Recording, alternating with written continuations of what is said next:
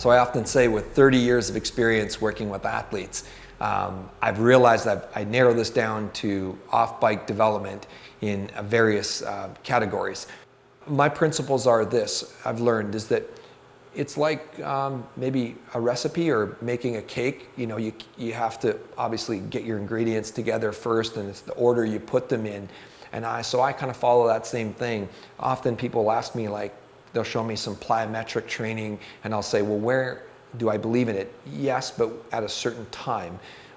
Just like interval work, or just like heavy basic barbell work or Olympic lifting.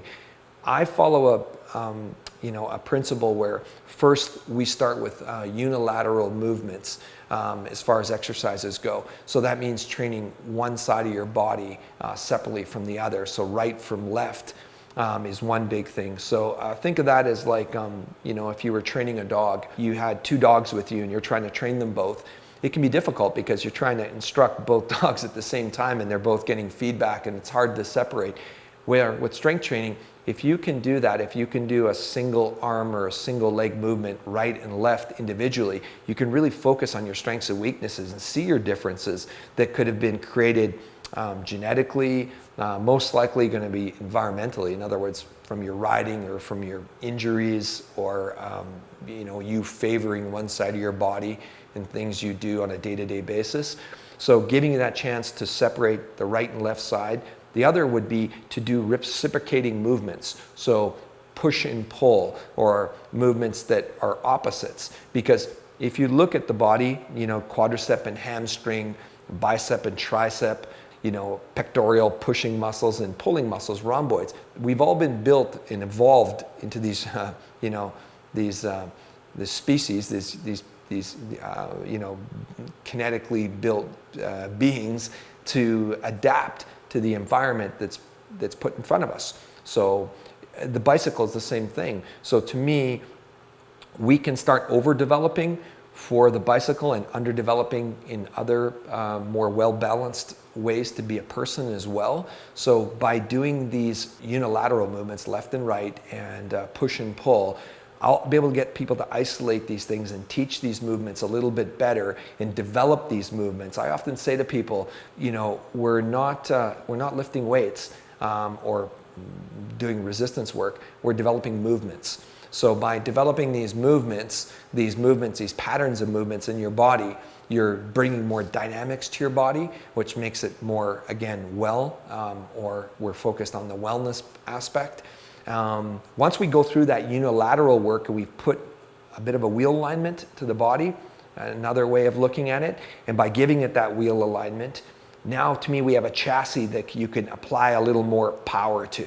So you could put that bigger motor in that chassis, add some horsepower. So at that point I would move into more strength and more bilateral. So two limbs, two legs, two arms working, so let's say barbell work, and you're doing some of that Olympic style or powerlifting style exercises, and you're developing that bigger overall strength in your body in big compound movements that develop more overall body and strength, and some people will even call it even potentially functional strength versus the old school sort of bodybuilding sort of formulas to strength training. So we do those bilateral movements, those big movements, and we start putting that horsepower on the body. And remember, for me, the goal with an athlete is always to focus on developing power and understanding power better. Power is different than strength, as is different from endurance. So power, you require both strength and endurance to make, to peak or to elevate. So there's the right experience that I've gained at pushing both areas. And when I say strength endurance, I have to break this down too. You could be getting strength not just from your weight training or your strength training. You might be getting strength from your cardiovascular work. So on the bike, stationary bike, because you're doing short intervals and you're using your legs, that could be considered strength work.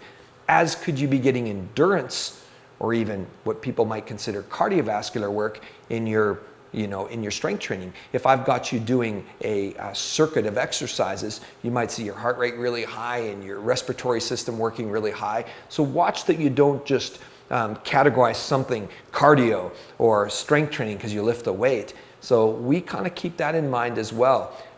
Once we go from that strength development area, we then start working on this and strength and power development. We start moving into more what I call strength and conditioning. So that's kind of a third aspect of the strength training. And that strength and conditioning is often what you might see in modern sort of CrossFit style training, where you're incorporating some of the strength exercises, let's say with more interval style work, or rowing, plyometric, stationary bike, where the respiratory system's involved, and where fatigue and lactate start getting involved. And now I could spend a lot of time on this, and maybe we don't have the bandwidth here to work on that and break it down. So to understand that, yes, there's layering, and there's my principles are to make sure you're doing this in the right order, so that the end result is you at your best mountain bike rider. I always tell people, we're not training in the gym to become better in the gym. We're training in the gym to become better on the bike. So I'm not going to teach you exercises so that you can set records in your training. We're not CrossFitting, where sometimes the end goal can be to become a better CrossFit athlete. That's the end result. I'm developing this program so that it translates into a better rider. And hopefully everybody understands that you don't just whip this together in any order, that there needs to be these layers in the training.